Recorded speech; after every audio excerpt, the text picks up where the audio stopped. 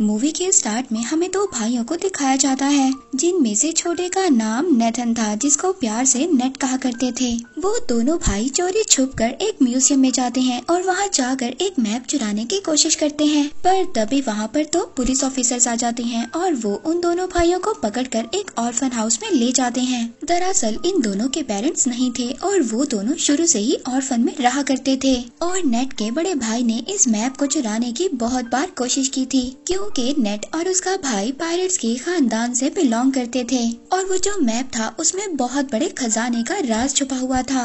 अब उस orphan house की सिस्टर पुलिस ऑफिसर से ये कहती है कि नेट अभी छोटा है, आप लोग इसके बड़े भाई को लेकर जा सकते हैं, क्योंकि वो बार बार मना करने के बावजूद भी चोरी किया करता था। बट यहाँ पर नेट का बड़ा भाई खुद को पुलिस के हवाले नहीं करना चाहता था, इसलिए अब वो यहाँ से भागने का डिसाइड करता है। अब वो अपने सामान को पैक करने के बहाने अपने रूम में जाता है। नेट अपने बड़े भाई से कहता है कि मैं तुम्हारे बगैर नहीं रह सकता। यहाँ पर नेट का बड़ा भाई उसको एक लॉकेट, लाइटर और एक लेटर देता है और ये कहकर वहाँ से चला जाता है कि मैं वापस जरूर आऊँगा। अब नेट अपने बड़े भाई के जाने के बाद जब वो लेटर ओपन करता है और उस पर लाइटर की रोशनी डालता है तो उसको एक मैसेज मिलता है। उस लेटर में ये लिखा था कि याद रखना, हम लोग पायरेट्स फैमिली से बिलोंग करते हैं और हम लोग जरूर मिलेंगे। इसके बाद सीन शिफ्ट होता है और हमें 15 साल बाद का सीन दिखाया जाता है। हम नेट को देखते हैं जो अब बड़ा हो गया था और वो एक बार में काम किया करता था और साथ ही छोटी मोटी चोरी भी किया करता था।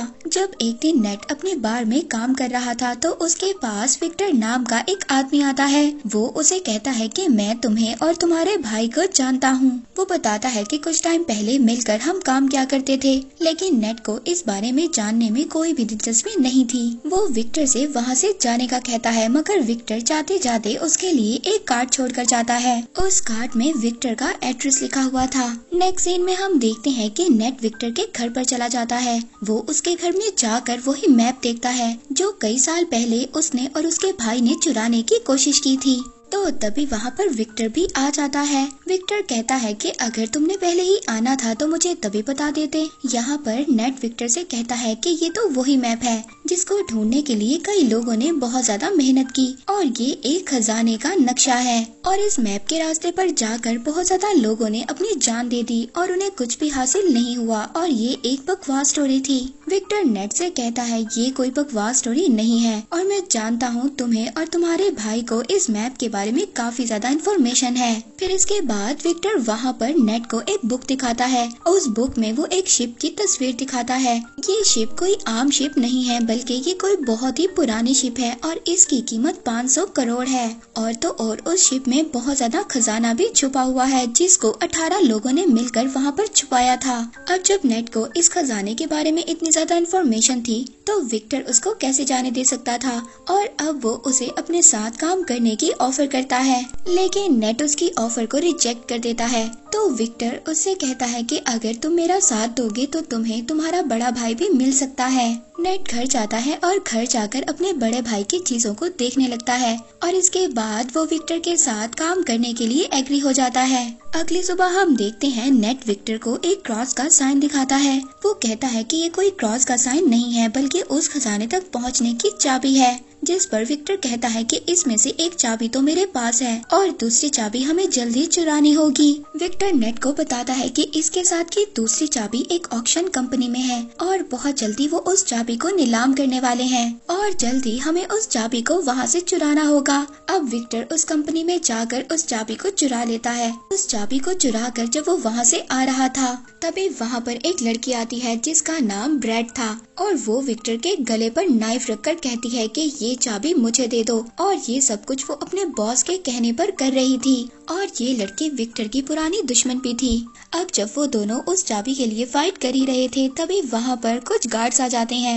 विक्टर उन गार्ड्स का फायदा उठाता है और वहाँ से चाबी लेकर निकलने में कामयाब हो जाता है। अब चाबी को लेते ही सार विक्टर नेट को लेकर बार्कलोना जाता है। वहाँ पर उनको फ्रेजर नाम की एक लड़की मिलती है। फ्रेजर विक्टर को पहले से ही जानती थी, मगर वो नेट को नहीं जानती थी। फ्रेजर विक्टर से पूछती है कि ये कौन है, तो विक्टर फ्रेजर से कहता है कि ये तो मेरा पुराना दोस्त है। यहाँ पर नेट को पता चलता है वो दूसरी चाबी विक्टर के पास नहीं बल्कि फ्रेजर के पास है। तो नेट विक्टर से कहता है कि तुमने मुझसे झूठ क्यों बोला। फ्रेजर कहती है कि शायद तुम इसके बारे में सही तरह से नहीं जानते। अब जब वो दोनों आपस में बहस कर ही रहे होते हैं तभी वहाँ से फ्रेजर वो चाबी लेकर वहाँ से भाग जाती है। नेट फ्रेजर के पीछे भाग रहा था और फ्रेजर आगे आगे थी। फ्रेजर अपनी कार में बैठकर वहाँ से निकलने की कोशिश करती है मगर नेट उसकी गाड़ी के आगे आ जाता है। तो वहाँ पर विक्टर भी आ जाता है। वो फ्रेजर से कहता है कि अगर तुम्हें सारा खजाना चाहिए तो ले लो, मगर ये तुम नहीं जानती कि ये चाबी कहाँ और किस वक्त लगेगी, और इन सब के बारे में सिर्फ नेट को ही पता है। ये बात सुनने के बाद फ्रेजर उन दोनों के साथ काम करने के लिए तैयार हो जाती है। नेट उन लोगों को बताता है कि बहुत सालों पहले उन 18 लोगों ने उस खजाने को चर्च में छुपाया था।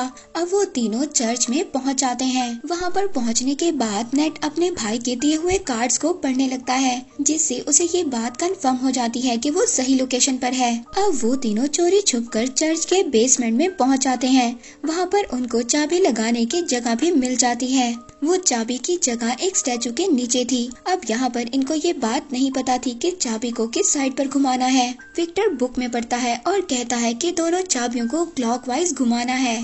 ऐसा करते ही उस स्टैचू में से कुछ एरोस निकलने लगते हैं मगर उन तीनों में से किसी को भी कोई नुकसान नहीं होता। इसके बाद दोबारा से रिस्क लेते हुए नेट और फ्रेजर चाबियों को एंटी क्लॉकवाइज घुमाते हैं जिसके बाद स्टैचू के पीछे से रास्ता निकल आता है। वो रास्ता एक गुफा से होकर जा रहा था। फिर नेट यहाँ पर विक्टर से कहता है कि हमें इस रास्ते से गुजरकर एक रास्ते से नहीं बल्कि 2 अलग अलग रास्तों से जाना होगा। वो कहता है कि मैं और फ्रेजर एक रास्ते से जाएंगे और तुम अलग रास्ते से जाना। इसके बाद नेट और विक्टर अपने फोन को जीपीएस के साथ कनेक्ट कर लेते हैं। अब नेट और फ्रेजर एक रास्ते से जाते हैं जबकि विक्टर दूसरे रास्ते से जाता है। उस गुफा के रास्ते से जाते जाते नेट और फ्रेजर एक बार में पहुँच जाते हैं। वहाँ पर एक और सीक्रेट रास्ता था जिसके बारे में कोई भी नहीं जानता था।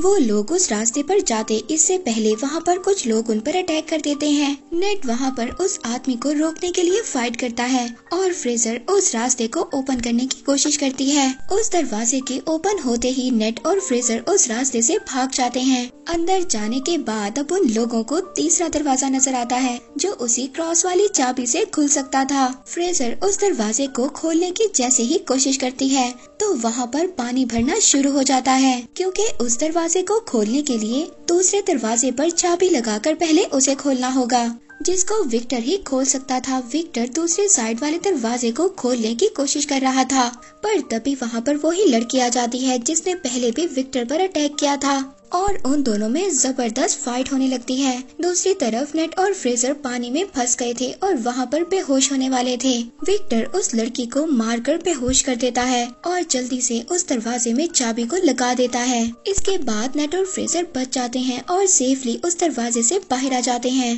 अब बारी थी फाइनल दरवाजे पर जाने की, लेकिन कोई भी ये नहीं जानता था कि उस दरवाजे को कैसे ओपन करना है। विक्टर बाहर खड़ा एक होल में से उन दोनों को देख रहा था पर तभी वहाँ पर नेट अपना दिमाग इस्तेमाल करता है। वो फ्रेजर से कहता है कि जाओ और विक्टर से दूसरी चाबी लेकर आओ, लेकिन विक्टर उन दोनों पर ट्रस्ट नहीं करता और दूसरी चाबी देने से इनकार कर देता है। लेकिन थोड़ी ही देर बाद विक्टर उस चाबी को दे देता है क्योंकि उसके पास कोई और ऑप्शन नहीं था। नेट देखता है कि उस दरवाजे पर एक सिंबल बना हुआ था। नेट जब उन दोनों कीज को मर्ज करता है तो वही सिंबल बन जाता है जो उस दरवाजे पर बना हुआ था, जिसकी वजह से वो लोग अब उस दरवाजे को भी खोल लेते हैं। जब वो उस दरवाजे के अंदर एंटर होते हैं तो एंटर होते ही उन्हें 3 बड़े बड़े पॉट दिखाई देते हैं। दूसरी तरफ विक्टर नेट से बार बार पूछ रहा था कि खजाना मिला या नहीं। नेट फ्रेजर को ऊपर करता है ये देखने के लिए कि उन पॉट्स में क्या है। फ्रेजर जब देखती है तो उन पॉट्स में तो बहुत सारा नमक था। इसका मतलब ये था कि यहाँ पर कोई भी खजाना नहीं था।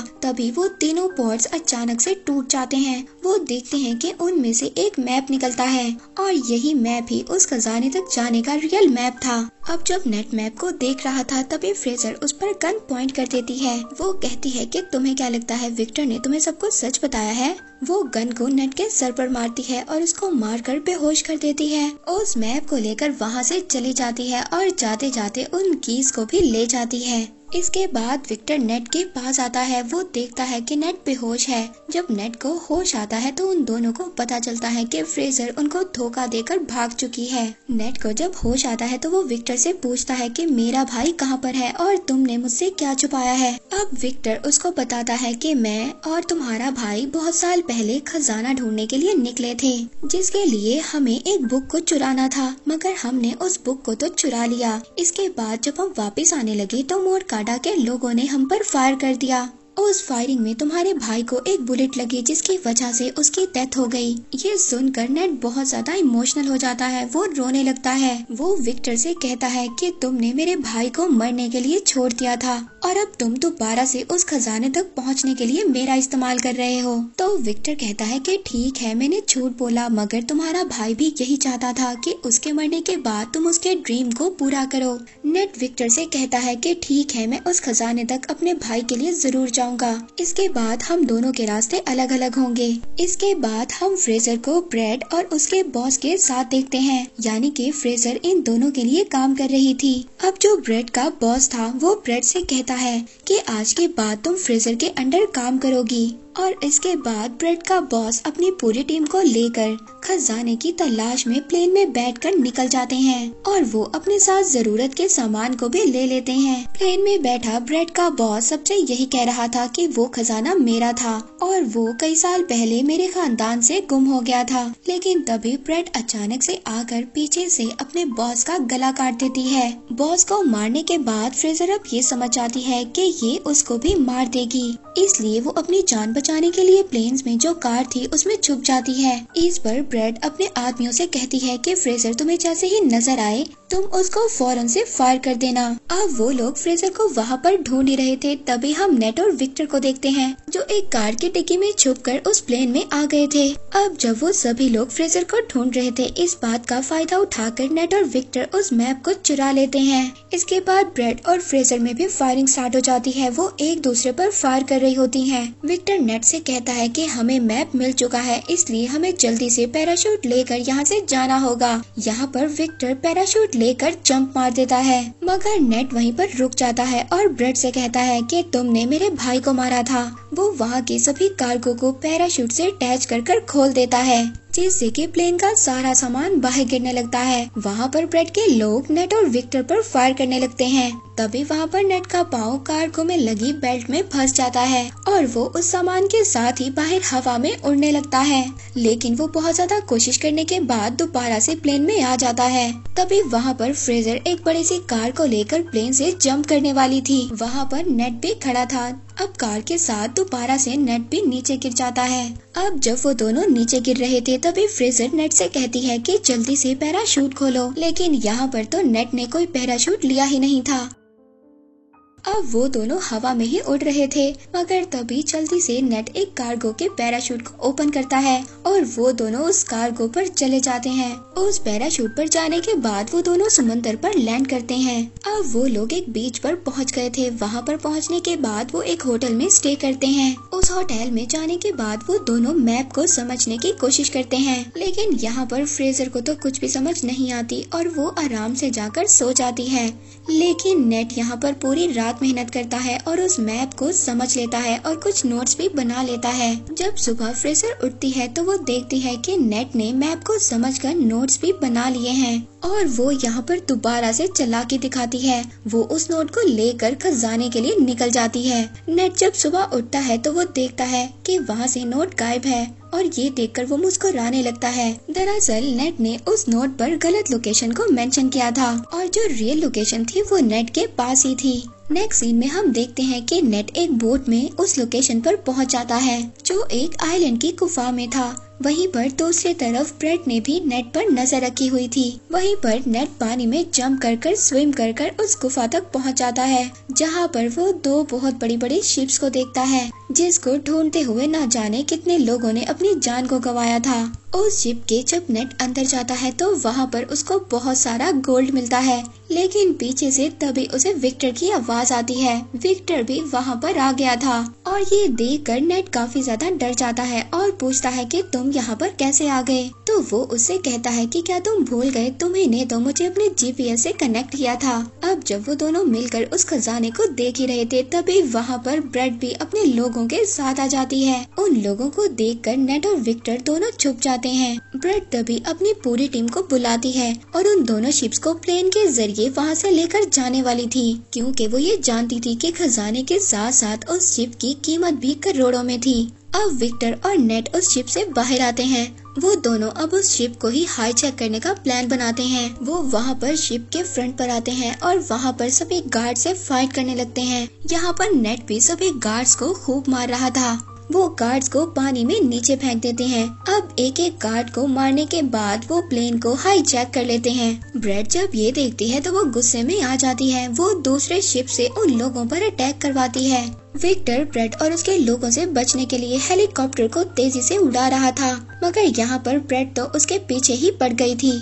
इसके बाद ब्रेड के लोग नेट के शिप पर आ जाते हैं। वो सभी लोग नेट से फाइट कर रहे थे, पर तभी ब्रेड सामने से आकर नेट के शिप से टकराने ही वाली थी। नेट पुराने कैनन से ब्रेड के हेलीकॉप्टर पर अटैक कर देता है, जिससे उसका हेलीकॉप्टर डिस्ट्रॉय हो जाता है और तभी उसका शिप भी एक पहाड़ी से टकराता है और पूरी तरह से डिस्ट्रॉय हो जाता है। मगर ब्रेड वहाँ से बच जाती है और अब वो नेट के शिप पर जंप करती है। वो नेट से कहती है कि जो मेरा नहीं हो सकता वो किसी का भी नहीं हो सकता, और इतना बोलकर वो शिप के एंकर को समंदर में फेंक देती है, जिसकी वजह से शिप और हेलीकॉप्टर आगे नहीं बढ़ पाते और विक्टर का सोने से भरा हुआ बैग भी नीचे गिरने लगता है। वो अपने हेलीकॉप्टर को ऑटो पायलट कर उस बैग को बचाने जाता है। उधर नीचे शिप पर ब्रेड और नेट की आपस में फाइट हो रही थी। नेट अब किसी तरह से बचते बचाते हेलीकॉप्टर पर चढ़ने की कोशिश करता है और उसके पीछे ब्रेड भी आ रही थी। विक्टर यहाँ पर गोल्ड से भरे हुए बैग को सेक्रीफाइस कर देता है। वो ब्रेड पर देकर मारता है, जिसके बाद ब्रेड पानी में जाकर गिरती है। लेकिन तभी वो शिप जो हेलीकॉप्टर से लटक रही थी उसकी रस्सी भी टूट जाती है।